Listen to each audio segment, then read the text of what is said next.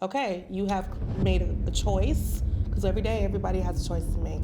You've made a choice, these are your consequences. Yeah, we could spend the money and the time, trying to keep you here, but you made a choice.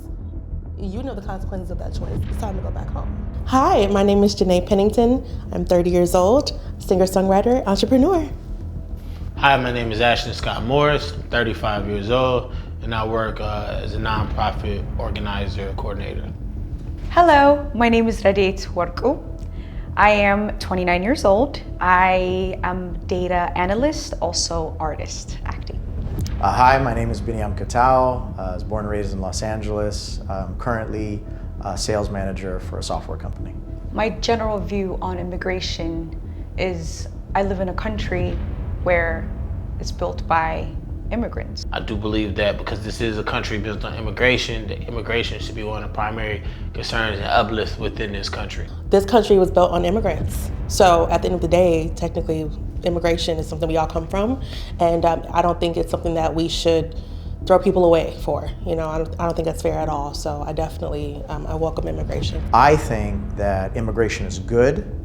I think that we should be more willing to allow immigrants to come to the United States. It's good to take the talents of other places to make a stronger society and a stronger country. One thing I would fix about the immigration system, probably the way that the law is set up for the immigration. Expediting the process so people can be able to get the opportunity to become a citizen of the United States of America. We can prioritize important stuff in immigration and kind of cut away at the unnecessary expenditures for the benefit of the average American. I don't think it's right that we're just going and taking children from schools and literally just taking them away. It's extremely sad, and I definitely think that we need to change that very, very soon.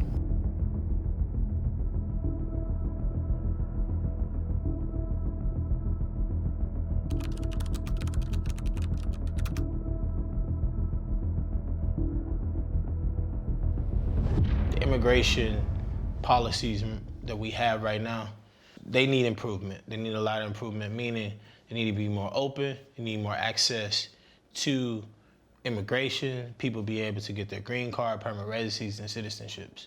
A conversation with most people who, and I'm somebody who has worked, for over a decade, campaigning, working in the nonprofit sector, so a lot of policies I've seen before.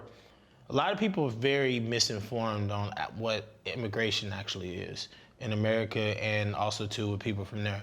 And the reason why I say this is, like, for one, we don't really discuss, and it really isn't open, how much while conservative politics push immigration as this bad thing, it's one of their biggest moneymakers simply by all of the unclaimed billions of dollars in taxes that they get from all of the, workers who don't file taxes because they might be on green cards, or they might have illegal TIN numbers, EIN numbers.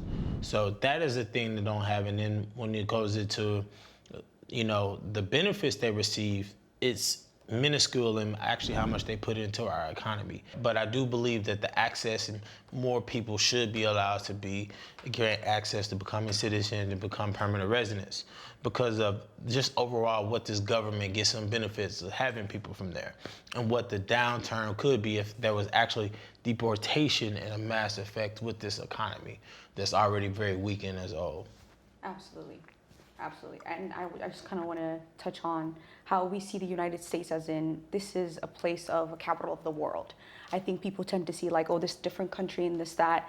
And when it comes to the United States itself, it's a capital of the world. People from all over the place has come to give an image of who or what the United States is. And this is the place of an opportunity and things like that. And I think people forget,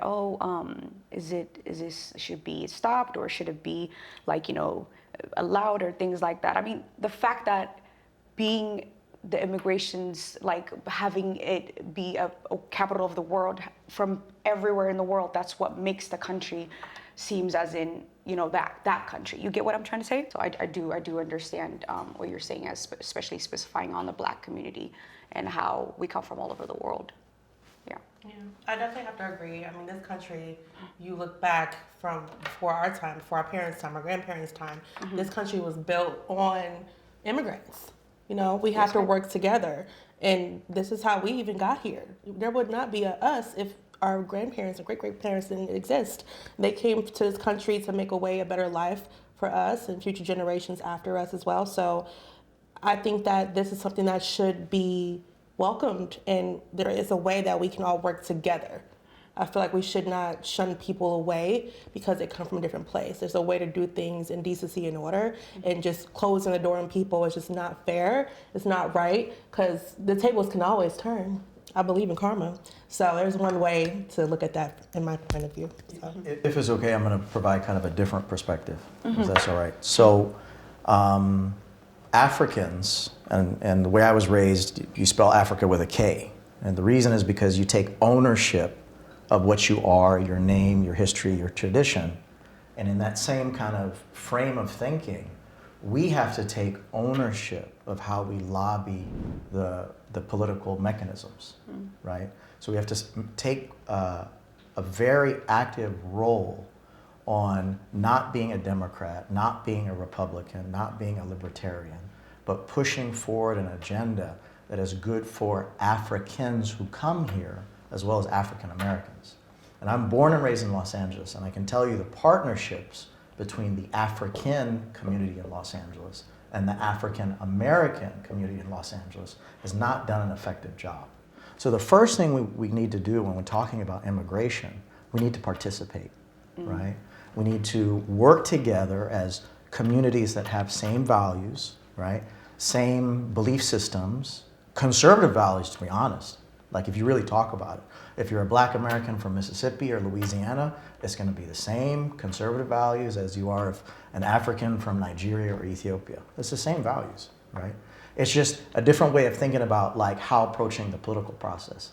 And both of our sets of communities, African American with a C, African American Americans, and African with a K that have come here, like my dad came here and then I was born afterwards, right? We haven't worked well enough to make sure that we are protected, right? Yeah. So we can accuse Republicans and we can say they're racist. We can accuse Democrats for not being honest with us and trying to say, well, they've taken advantage of our community, which they have, right? They have, 100%. But did we do our job? Now, as Ethiopians, we did some work here in LA. Like we have relationships with Karen Bass. I've been involved with that personally. We've had relationships with the State Department, especially in the last 5 years. I've been involved with that personally. We have relationships with Sidney Kamlager, who's the representative that replaced Karen Bass in the federal government, and she sits on the African Foreign Affairs Committee. I've been involved with that personally. But if we really want to get somewhere, we have to make sure we're not just accusing and saying that's the other, right? We have to work together to push our interests forward. We have to do what the other communities are doing. Yeah. Asian, Hispanic, they're working together. So what's up with us, right? We got to get our, you know what, together.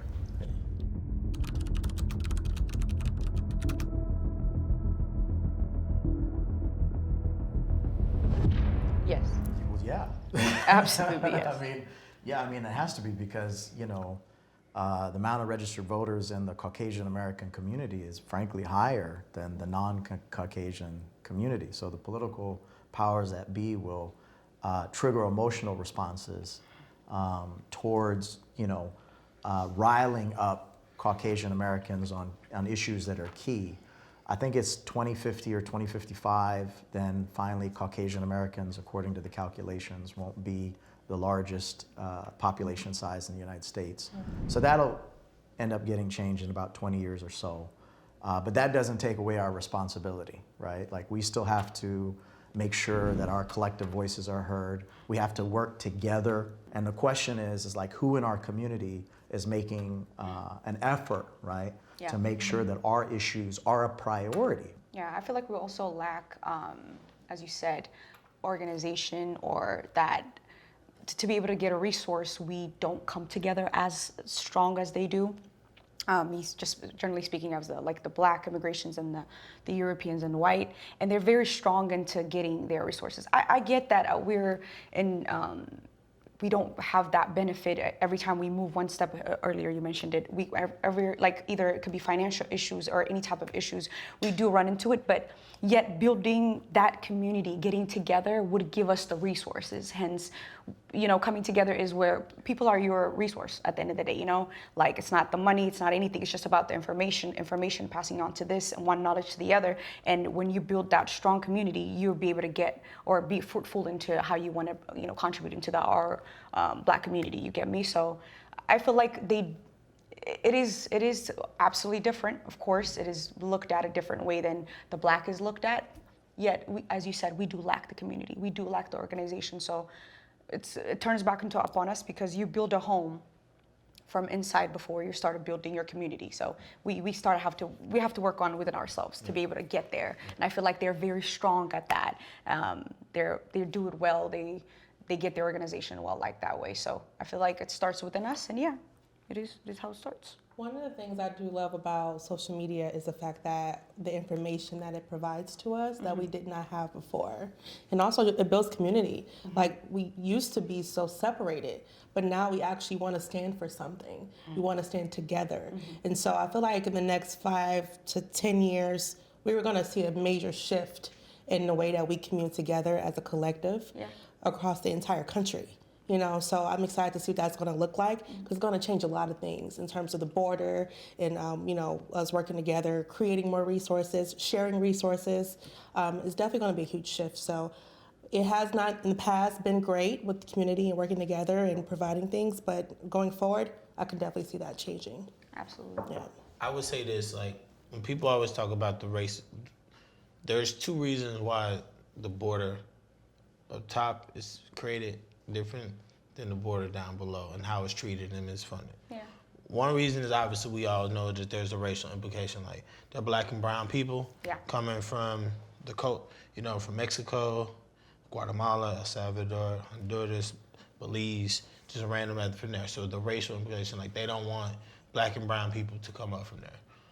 The second aspect of it is like, Canada is where a lot of their mass production is being created. So, you're from Michigan, from Detroit. Majority of the cars imported all have factories that have created in a whole bunch of small parts within Canada. So it's always going to be a little bit more friendlier how they're going to treat Canada from that aspect. And of course, there are more white people that are in, Canada and across that border versus they are just coming across the other.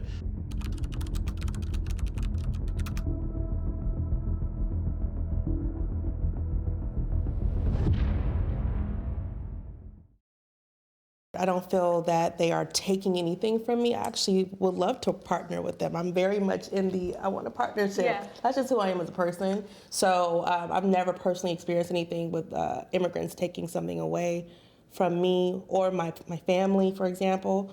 Coming from Michigan, it's a lot of Arabic, people there. Then I come to, of course, the West Coast. It's definitely a different collective here.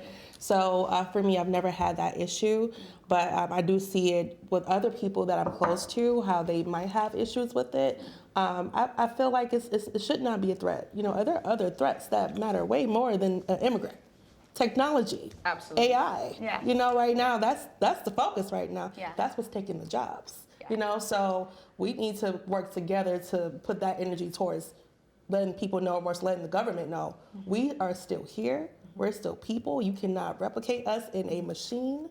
You need real people, real experiences in a retail store. If you go to if you go to the movies, wherever you do, if you go make a phone call, you need customer support. I want to talk to a person. I'm not trying to stay on the phone and talking to a machine. Right. So I don't care if they have an accent or not. Yeah. I want to talk to a person. Yeah. So for me, I welcome the immigrants. Wonderful. Yes. I guess from my perspective, like, my dad is a pretty famous NASA scientist amongst Ethiopians. His name is Dr. Kitaw Ojugbeli, and he worked on projects with Buzz Aldrin, the second man on the moon. And so he always told me, Benyam, whatever you do, be excellent, right? Be excellent. That includes relationships. Yeah. Right? That includes relationships. Absolutely. So while there are some maybe discomforts between Black Americans or Caribbean Americans or African with a K Americans, we didn't have that problem. I would reach out to as many Black Americans in my little community as possible. And they were like, oh yeah, you're that African kid. You're that African kid. Oh, you're the one with that crazy African father, you know, this kind of thing. And my dad would always show up to school in a suit, right? The administration always knew him as, oh yes, that's Dr. Ojugbeli or Mr. Ojugbeli. You know, he's always looks sharp, right? So we have to understand, right, as Black peoples, we're like quadruple, like discriminated against. Quadruple. It's not even single, double, triple, right? So we have to be solution focused. We can't have the victimhood mentality. Yes, absolutely. Right? Even in African cultures, whether you're from the East, like me and Rediet, right? Or from the West, like my brother and sister to my left, right? We have African solutions. In the Ethiopian language, we have this thing called ikub, right? Ikub essentially means like a community way of solving financial problems, right? That's no different than Nigeria or Ghana. They got the same thing, right? They start businesses, little Ghanaian moms hang out, invest a few dollars together, and then one mom takes the money out and starts her little shop, right? So the solutions are at home. The solutions are at home. For every discomfort, the solutions are at home. The question is where is our appetite, right? Do we want to fix the problems that are at our doorstep? If we do, we have to make a concerted effort, right? So I encourage every person that's pro-Black, pro-African, pro-green, yellow, red, wear your symbols. Like I got my symbol on right now. Mama Africa's right there. Like I always have something on me, right? Every person I know knows that that's the African kid, right? And I'm about making Africans, whether that's Black Americans or Pan-African concepts, successful. When we meet with Sydney Kamlager, she knows we're coming for her. She has to do what Karen Bass didn't do. She has to promote the needs of Black and African communities in Los Angeles, right? So we really got to. We got to get into being solutions focused. In my experience, I was actually born and raised in Ethiopia, and I came at the age of about 12. It was a pretty crucial age to come, but it was perfect at it too. My experience was a little different. This specific topic we're talking about really stood out because I seen how the knowledge of people have changed over time. Because at the time that I came, there was misunderstanding in the best way that I could possibly put it. People tend to think that, you're different, and you identify yourself a little different than, which was absurd for me to say, like, oh, you're not Black, you're just specifically this. You don't come from the same background, and a little bit of like ignorance on the way. But throughout, when I was going to college and stuff like that, and people were much more knowledgeable about the African world and how when we come here and things like that. And so at first I felt a little pushed away, I guess I could say. I couldn't be part of the Black community. I can't really stand tall and call myself like, I'm this and that. I have to specifically say, I'm Ethiopian. And it offended some people that I called myself Black, and they were like, you don't know about, the African American struggles. And I truly honor and respect that, of course. But, instead of, giving me the knowledge of, understanding, because I completely do not know these things, and I come here and then blend in with the rest of the world. It was a pretty, how do I put it? I misunderstood, and so did they as well, but now that everybody just acknowledged all that, it's just becoming, when we come together, it's when we can build the greatest of our community, as in Black community in general. Matter of fact, coming together, and as you said, as my sister earlier mentioned, is saying, let's worry about the bigger issue. And what I mean by that is, as Ethiopians, American, or any type of Black person from all over the African or all over the world coming together, and when we stand in this country, in the United States, we are just as Black community. And when that's one, that's super strong. And I just believe in that so much. So instead of looking at each other as a threat, it's more of like, we got more of us from all over the world. That's where I'm at.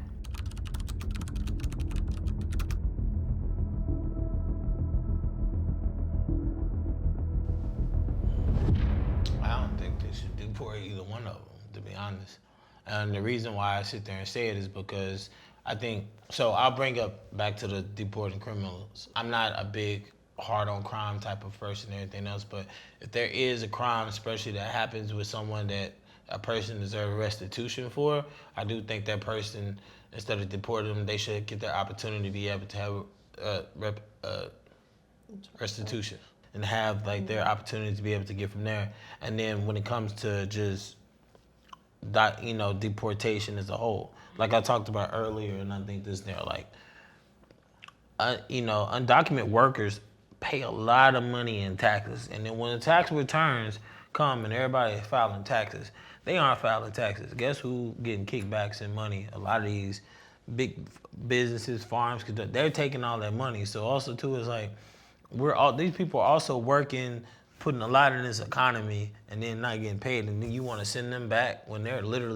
literally taking free money from these people. So I have an issue with that. And then when it comes to like how law enforcement is deporting, I have a huge problem with that, because they're going in our schools, they're getting these kids, and they're pulling kids with any type of foreign name, asking them questions, and that attacks us, because if they see a child that has any form of African or Muslim last name, they're legally going to question them and try to detain them, and they have been doing that, and it isn't being spoken enough on the news. So that's why I'm not in favor of it, because it's not.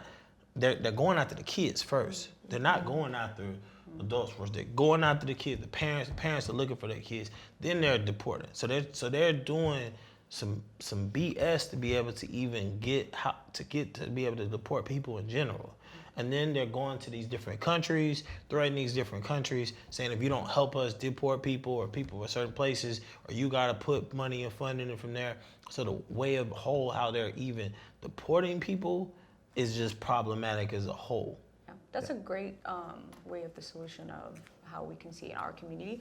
To kind of go back to the initial question of saying, is deporting specific immigrants that cross the border illegally or with a criminal? Let's just put it this way. First of all, my sister earlier, initially you put it in the best way possible, saying that the country's built by immigrants. Yes. So this country stands tall with immigrants, and we're deporting people that come from another country that just crossed the border illegally. Who leaves home without needing something that's very important to survive? This could be very controversial, yes. Some people have it all, they just wanted to come in to just because it's America, because it's the United States. There's always a question behind everybody leaving home. Mm-hmm. Everybody needs a better opportunity of something. My parents initially came here, and they came legally, of course, but when they first come here, my dad he's an Ethiopian soldier, so he's like, I'm not leaving my country, I can't do that. And then my mom was like, we need to give a better education for our daughter. We might be able to provide what she needs right now in terms of the basics, but to give somebody a future, to the next generation, there's a better opportunity out there. So everyone, either legally or illegally, come from home to this country to find something better for them, or for their children, or for their lives. Mm-hmm. How can it be so wrong when somebody who's also human, this is go back to humanity again, but I'm just gonna stay in topic, nobody leaves home without needing something special that is actually even basic sometimes. So it can be wrong to a country where it's built from the immigrants to say this immigrants is not okay to be here, not okay not to be here. So I completely would say you can't say that to a country that's stood tall by the people of immigrants, one. When it comes to the criminal, now that is a question that could be left as two things, a rhetorical. It could be as, what kind of criminal? Is it something that can affect the country and the people that are here? Because at the end of the day, the Black, the Hispanic, every single person that stays from all over the world, as we know, this is, the capital of the word I mentioned earlier. Do they get affected by this specific criminals? What are we bringing in here that is that? What did we allow? So it does depend on what kind of crime. I highlight on that. My brother mentioned earlier, you're gonna deport back somebody because they stole food and they atrocious in the best way possible. That's a basic human need. A glass of water or some food is human needs to to stay alive off of, and you're gonna deport somebody because of that. That's absolutely crazy. But when it comes to the next level type of criminals, and then that is something that something that I can't intelligently speak upon, which is the crime things. Yet we all know in our human conscious that there's levels to things like that. So that's where I'm at. What do you think, my sister? Yeah, for the higher crimes like a tax fraud or like a real huge criminal case, absolutely, I do think those kind of people should be evaluated in terms of, okay, you have made a choice, because every day everybody has a choice to make. You've made a choice, these are your consequences. Yeah, we could spend the money and the time, trying to keep you here, but you made a choice. You know the consequences of that choice. It's time to go back home. So I do think those kind of crimes definitely those people deserve to go back to where they came from, and hopefully, going forward, that can set the tone and the standard of everybody else fall in line. Absolutely. You can be sent back if you don't act right, because we have enough problems here, so we don't need that coming in here. Any other kind of immigrant that is here, I definitely think they should stay. They're working to keep this country going, keep building things, keep creating things. They should not be sent back. But for crime such as that, big crime, absolutely send them back.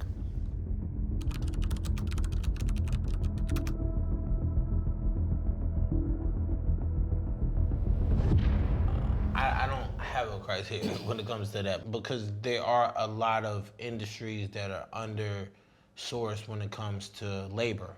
So we still, within this country, we still have to look at realistically how much we're underserved in certain parts of labor. We only want to bring in people who are going to school, or we don't want to bring them in.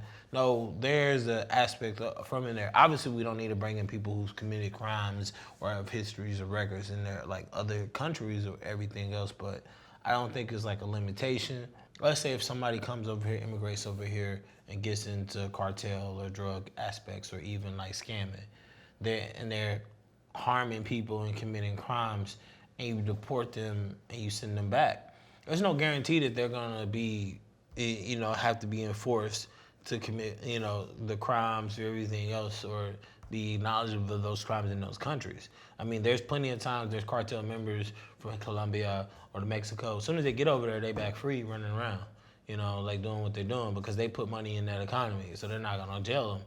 And there's been other aspects in other countries. And I'm not the biggest hard on crime person at all. But then it's like an accountability of deporting people doesn't always lead to accountability in the places where they came from. I agree what you're saying, not totally, but I see what your point is. But as much as we'd love to save and protect the entire world, when you're talking about a country that we're living in, and even if you send them back, they're still going to continue committing the crime. But keeping them in, it's not doing any good to the country. And you're saying, why don't we move on with the probation or the law enforcement? These things already have a lot in this country plate. There's a lot of crimes. There's a lot of things that and then as you mentioned earlier, even in the finance way, these things cost something. You get what I'm trying to say? And so whenever we try to take these type of action, so a crime person, let's say cartel, let's use the example that you provided. A cartel, a person who's involved in drugs come through this country, they don't get deported, but they get through probations here. That probation system is great. I totally appreciate that. Yet, how many can we do that? To how many criminals, to how many people could we possibly do that? One. I get you're saying going back to the country of their own, saying, you're letting them loose. As much as I'd love to control the other country's law, I can only do what I can do at home. I agree, and I'm gonna have to take it back really quick to the topic at hand, which is how do we kind of defer who should come to this country and who should not come to this country. My take on that is more so a vetting process. I know certain countries have ways of having forms of things people should fill out before they go to a country. We should welcome immigrants here, but we should vet them in terms of making sure they're educated on our laws, our policies, the American way of living. I feel like that could definitely stop a lot of things from happening in terms of certain crimes, such as a tax fraud, for example. Some people might know, okay, that's wrong to do, but if you're from a different country, you don't know that. You need education. Education is power and key. And if you're willing to learn because you want to move to make a better life for your family, some people don't have any education, but they want to create stability and maybe they want to create their own business. Okay, you need to let our government know what you plan to do in this country while you're here. Then that way we can set up a plan of action. This is what your first 5 years is going to look like when you're in the country. We are going to follow up on that in 5 years. If you have not taken any steps to that, okay, we need to reevaluate your time in this country. Give you a time period left here, otherwise you're going to get sent back. You know, so I think that's my way of vetting people to come here, to stay here, and if they're not doing what they say they're going to do, because things change. Okay, well, what's the pivot? We need to have another plan. Get to it. Otherwise, you're going to get sent back. You know, so that's my take on that. Deportation is an issue of emotion, is really what it is, right? So in preparation for coming here, I talked to 2 attorneys that are experts on immigration law. And they said, Benyam, don't listen to anybody. I'm telling you, if you have relatives that are having problems or whatever, follow the law, plain and simple, right? Trump did not change any laws. Congress, as far as what I was educated on, did not change any laws. What the Trump administration did was play to the emotions of a political base, right? So these deportations, while horrible, they're not violating laws. Like a student visa holder is not a citizen of the United States, right? So the United States government has no obligation to treat a student visa holder or a person that has a visa just to come on vacation with the same amount of rights as a full U.S. citizen like all of us here. The government can't take away our citizenship, which means they can't take away our legal rights, Yes, sir. right? But the unfortunate truth of the matter is others that don't have citizenship, they can treat horribly, right? That's what's happening. Now then on top of that, in the issues of immigration, there's no money in it, right? There's no body that's loud enough to say we want to treat immigrants more respectfully, right, on the American side of the equation, right? Now, but there are PACs, lobbies that are actively saying, okay, if you are part of our home country, like China, like Israel, like Great Britain, like Canada, right? We're going to invest in your ability to be in the United States more. And those partnerships and those dollars invested are to make sure that those citizens are protected. Yes, sir. Right? So the Trump administration has used this as a hot button issue because it's easy, right? It's easy. There's no money in it. He doesn't have to fight anybody, right? But he didn't change any laws from the Biden administration or before that, the Obama administration. Obama's administration was actually really big on deportations. It's just not as publicized as much, right? So we got to be honest with ourselves that deportation, it's horrible. We're seeing crazy things happening. We should all, from just a humanity standpoint, like disagree with what's going on that issue. But we got to be also real with ourselves.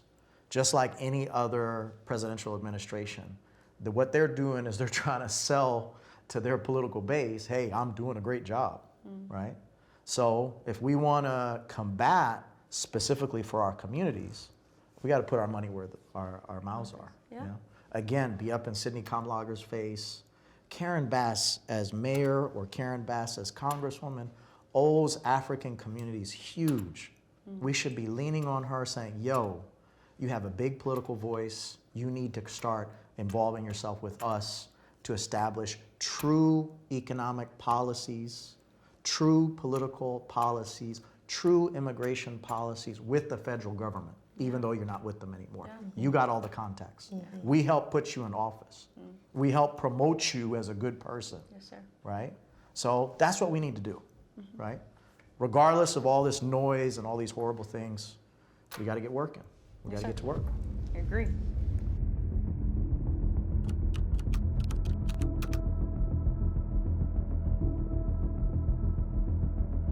There were some things today that were said that made me think of certain things differently in terms of what can we do locally to create more resources and things like that, which I completely agree with. You know, even myself, I could do more. I think some of the things that wasn't an opportunity from there is There are a couple of things against deportation that kind of challenge the ideal out for me, just a little bit, because I still want to keep a more progressive ideology of allowing people within this country and allow people to live in this country and be safe. Definitely Ashton's point of view is very raw and it's very real.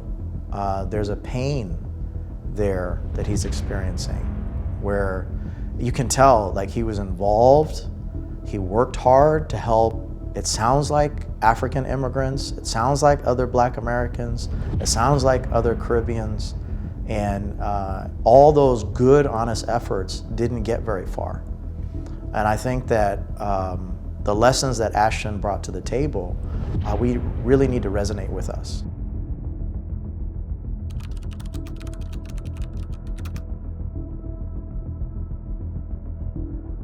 Who built this country? Let the actual people that are being affected have a seat at the table. So start building more subcommittees of local people to be able to be invited to Congress and have these conversations with you guys before doing your supposed research. People from Cameroon, people from Ghana, people from St. Croix, people from Jamaica, okay, bring this level of talent to the American economic system.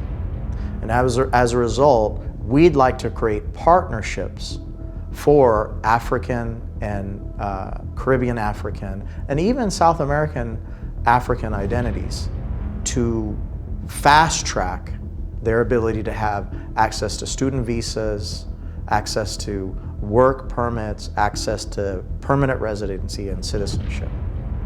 And we are a voting bloc. You're going to listen to us. End of discussion. So what are you going to do to work towards making sure our interests are protected as American citizens who pay taxes, who politically are involved in the process? We cannot treat people as animals. We are not animals. We are human beings, immigrant or citizen. No matter what, we should be treated with respect. That is something that has been completely not part of this whole process in terms of the immigration system. And I think we need to bring that back, keep it here, and set up processes. And everyone should definitely just move forward in collaboration because we should not be divided ever. We all are human beings. We all will live and we all will die. So we all need to work together to make this a better place.